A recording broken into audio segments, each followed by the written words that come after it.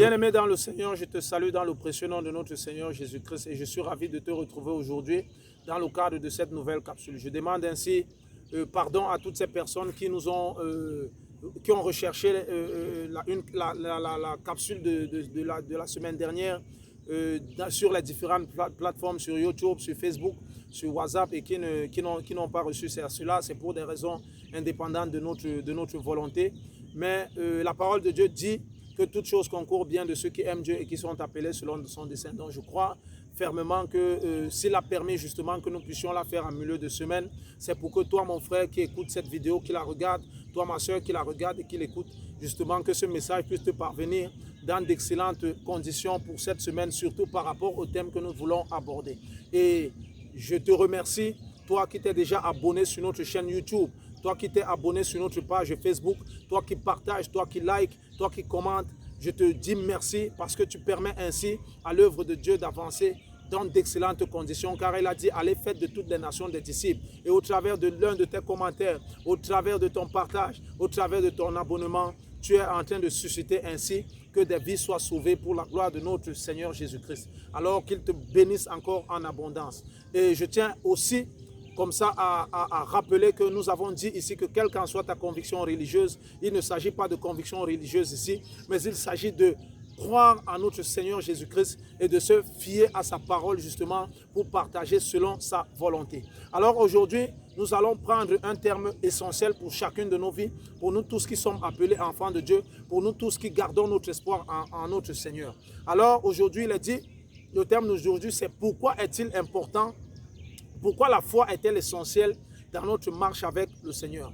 Pourquoi la foi est-elle essentielle dans notre marche avec le Seigneur? Alors la foi déjà c'est quoi? La foi c'est avoir confiance. La foi c'est avoir l'assurance. La foi c'est se fier. Savoir que ce que nous sommes en train de vouloir faire aboutira. Mais dans le cadre de notre Seigneur, dans le cadre justement de notre vie chrétienne, de notre marche avec Dieu, la foi ici, c'est avoir cette confiance en Dieu. La foi ici, c'est avoir cette assurance en lui, cette conviction en lui. La foi ici, c'est de se fier en lui pour toute forme de circonstances qui puissent nous parvenir, qu'elles soient bonnes ou mauvaises. Nous savons que c'est le Seigneur qui les a mises devant nous et qu'elles soient bonnes. Nous savons qu'il les met justement pour que nous puissions être élevés. Et si elles sont mauvaises, nous savons qu'elles sont placées au-devant de nous afin que sa main puisse encore agir dans nos vies puissamment et que cela puisse servir de témoignage. Alors, la foi aussi, aujourd'hui en Christ, c'est de savoir que nous ne devons nous tourner vers rien d'autre. Nous ne devons appeler le secours, l'aide, l'intervention vers aucune autre personne que vers notre Seigneur. Et c'est en cela que la parole de Dieu va nous dire que, or, sans la foi, il nous est impossible d'être agréable à Dieu. Parce que le Seigneur prend plaisir, mon frère, ma soeur, à savoir que ta confiance, ta conviction, ton amour, ton abnégation, toute ta confiance, toute ton assurance repose sur lui. Lorsque ton assurance repose sur lui, tu lui permets d'agir avec aisance dans ta vie parce que justement, il n'est pas un homme pour mentir.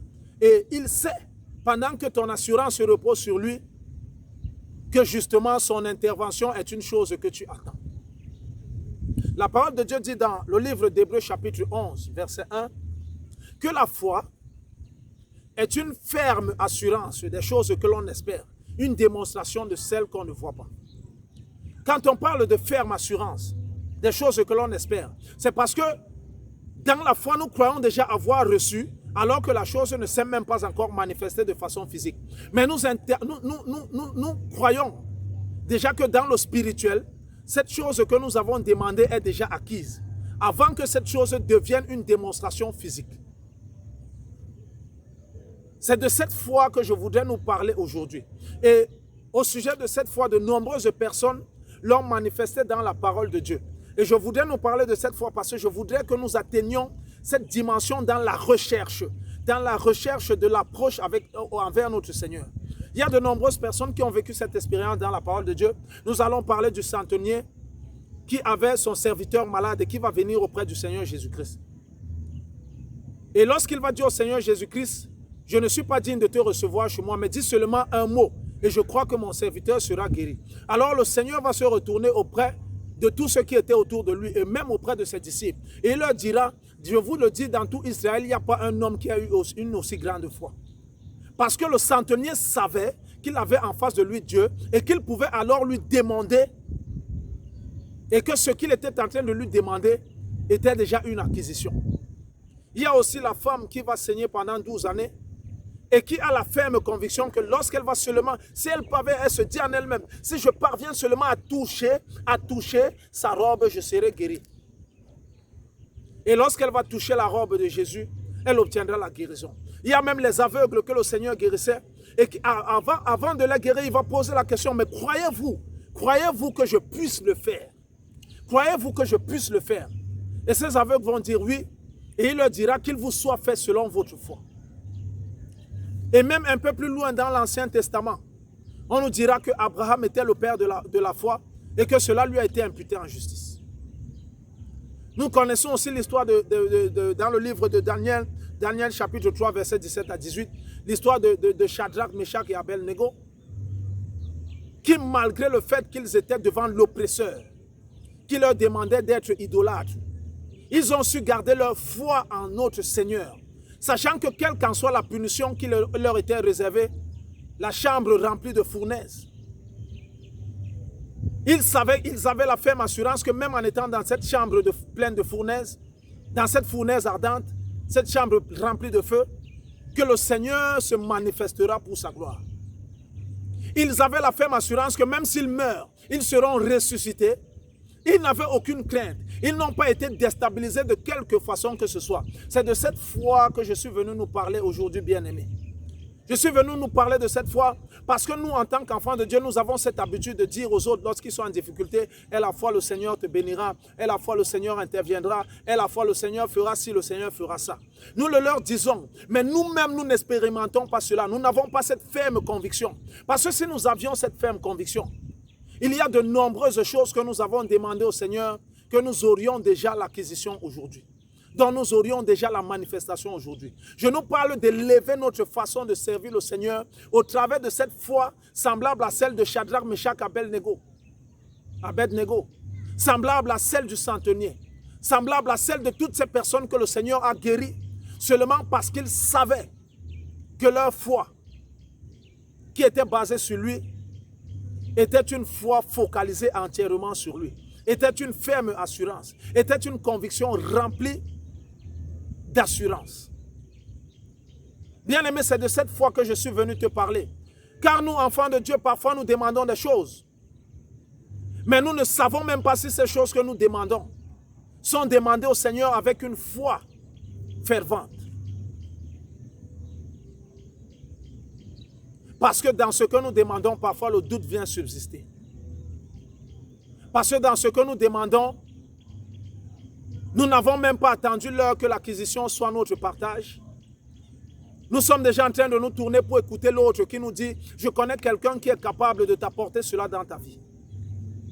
Je connais quelqu'un que ce que tu es en train de demander, il suffit seulement qu'on le voit, il fera cela. » Une fois que tu écoutes ce genre de propos, une fois que tu détournes ton attention, une fois que tu détournes ta foi, ta vision, une fois que tu ôtes ton regard de Christ, eh bien tu vacilles. La manifestation n'est plus ton partage.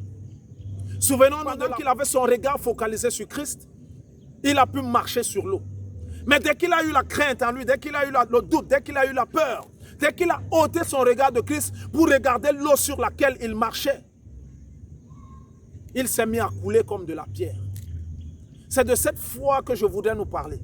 Dans le livre de 2 Corinthiens, chapitre 5, verset 7, on nous dit que nous marchons par la foi et non par la vue. Marcher selon sa foi, c'est marcher selon la conviction de l'Esprit Saint en toi. Et pas de ce que devraient voir tes yeux. Pas de ce que devrait toucher ta main. Car avant que tes yeux ne voient la manifestation, car avant que tes mains ne touchent, il faudrait que ton esprit atteste que le Seigneur à qui tu demandes ces choses les a déjà accomplies dans ta vie. Il faut appeler l'intervention divine par le moyen de la foi. par le moyen de la conviction. Ne laisse aucune place au doute de quelque façon que ce soit. J'ai déjà vu des gens atteindre des choses de Dieu à un temps marqué. Lorsque la chose n'est pas encore là, ils se mettent à douter. Lorsque tu doutes déjà, tu n'as pas de foi. Tu as brisé le lien qui te liait à la réalisation, à la manifestation. Mais garde ton assurance que ce que tu as demandé est un acquis. Car tu sais à qui tu as demandé. Car tu sais que si le Seigneur qui te donne le souffle de vie chaque matin le fait, il y a quoi qu'il ne soit pas capable de te donner. Aujourd'hui, bien-aimés, j'aborde le sujet car je sais que ce week-end, nous entrerons en profondeur pour vous expliquer de quelle façon nous pouvons augmenter notre foi. De quelle façon nous pouvons faire demeurer cette foi constante et permanente dans nos vies. Même moi qui vous parle, je n'expérimentais pas la foi à cette dimension. Même pendant que je vous parle, je m'édifie moi-même. Car je comprends au travers de ce que je vous dis, à quelle dimension justement nous devons élever notre foi pour plaire à Christ. Moi, je me souviens tout récemment, j'avais besoin d'un matériel pour l'avancement de l'œuvre de Dieu. Et sur les réseaux sociaux, ce matériel coûtait vachement cher. Alors je me suis tourné avec foi vers le Seigneur en lui disant, Seigneur, ce matériel que je te demande, c'est pour l'avancement de ton œuvre. Mais Père, je sais et j'ai la ferme conviction que tu me feras avoir ce matériel en fonction des moyens que je possède.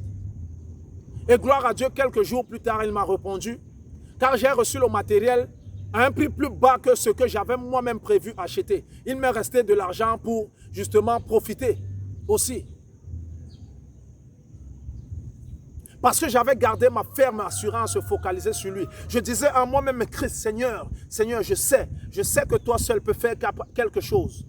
Et jusqu'à nos jours, il a rendu les temps favorables pour moi afin que je puisse obtenir cela. Mais jusqu'à nos jours, sur les réseaux, sur les différents sites de vente, le prix n'a jamais chuté. Mais il a rendu ce miracle possible dans ma vie pour que je puisse témoigner de comment est-ce que la foi se manifeste lorsque nous avons le regard focalisé sur Christ. Je vous l'ai dit ce week-end, nous allons entrer en profondeur. Mais je laisse cette capsule aujourd'hui, pour susciter en nous cette envie d'en apprendre davantage sur ce qu'est vraiment la foi. Que le Seigneur te bénisse, bien-aimé, et qu'il nous permette vivement de nous retrouver ce week-end pour aborder le sujet un peu plus en profondeur, car nous allons vous démontrer comment est-ce qu'il est possible d'augmenter sa foi. Comment est-ce que nous pouvons attirer une manifestation rapide? Comment est-ce que nous pouvons justement faire intervenir le Seigneur dans nos vies devant n'importe quelle situation qui nous semble infranchissable, par le moyen de la foi. Que le Seigneur te bénisse au nom de Jésus. Amen.